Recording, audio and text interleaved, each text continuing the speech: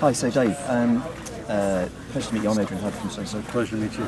I just wanted to ask you how important you felt that bushcraft and being out in the wild is for the health of men, for mental health and things like that. I think mentally, the fact that we can go out into the wild and reconnect with nature and be alone with everything around us is, to me, that's like a euphoria when I'm out there. Because I can sit in front of a campfire and I lose all the stress and strain of the world. And I'm lucky enough to be able to do this kind of stuff for a living.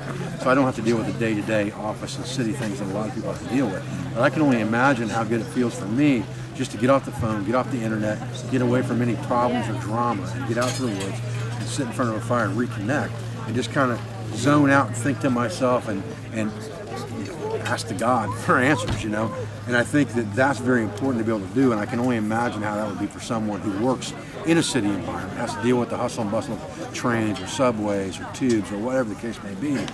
That's got to be a lot worse than what I have it, and I think it's fantastic for me. So I would say that for any man, it's got to be something that they do themselves just to experience it, if nothing else, because once you do it, you'll be hooked. It's a matter of doing it the first time. A lot of people are scared, to go out into the wild by themselves or even with some mates or something because they're worried about we've lost our touch. We've lost our connection to the wilderness. And until you go back out there and recapture that, you have no idea what that feeling is, and nobody can explain it to you. It's not something I can sit here and put into words for you because you have to feel it for yourself. Can I ask, I gather you're an engineer by trade. What was the thing that brought you into bushcraft, that set the spark off for you? Actually, what brought me into bushcraft was a combination of 18th century reenactment and primitive archery.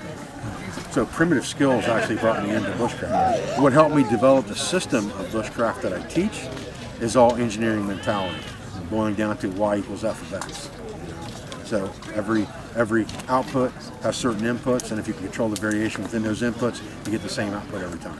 That's how I developed my bushcraft system. Well, thank you. Those are two very wonderfully answered questions. Thank you very much for your time, David. Thank you. Thank you. Thank you for this, brother. That's all right. Well, I hope it's. I think it's awesome. I think it's awesome. As I say, it's not. There's so many people that teach in bushcraft. The show that we do that this is recorded for is really just.